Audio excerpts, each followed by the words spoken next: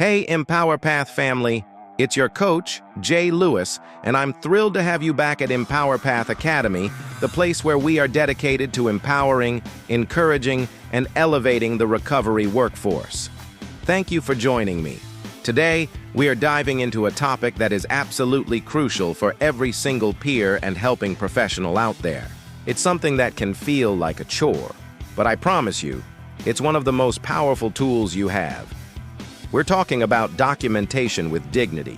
I get it. Progress notes, reports, data entry. It doesn't sound like the most exciting part of the job, does it?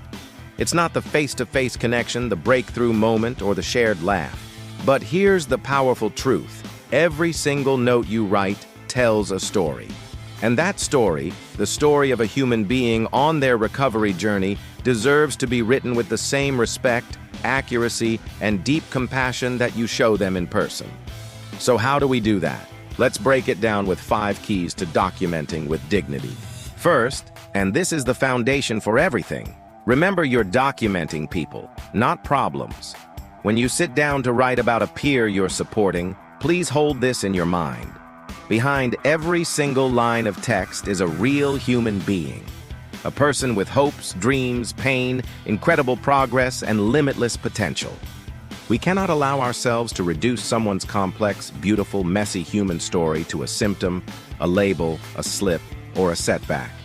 Our job is to document the whole person, their struggles, yes, but also their incredible strength. This leads us right into our second key.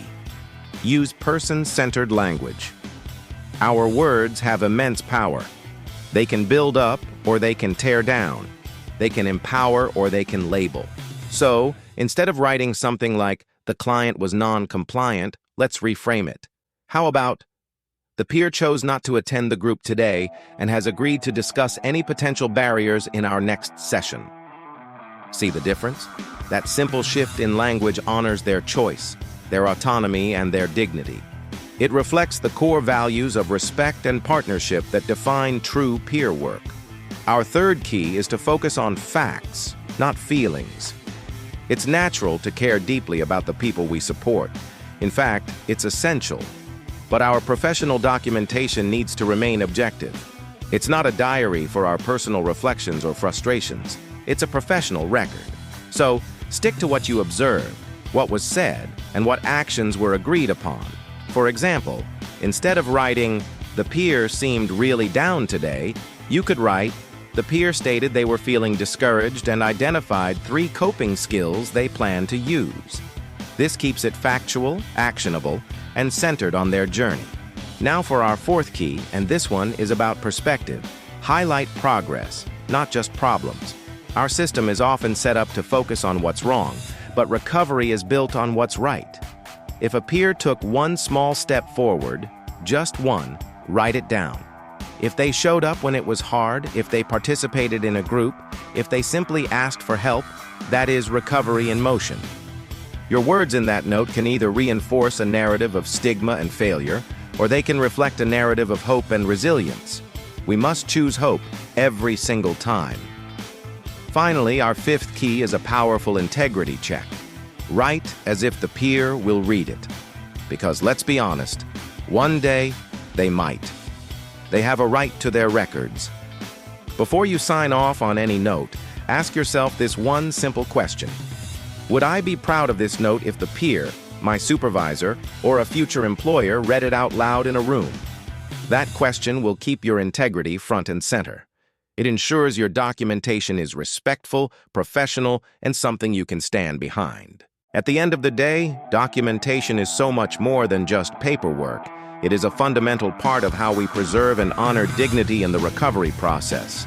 It's how we tell the truth of someone's journey, how we protect the peer and ourselves, and how we demonstrate the professionalism that builds trust in our entire field. So, here is your EmpowerPath challenge for today. The next time you sit down to write a progress note, I want you to pause just before you finish. Read it back to yourself, maybe even out loud, and ask, does this note truly honor the person behind it?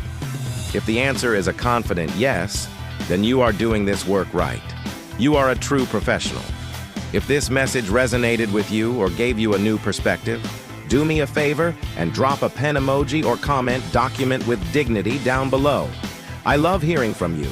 And of course, please don't forget to like this video, share it with a colleague who needs to hear it, and subscribe for more EmpowerPath Academy training.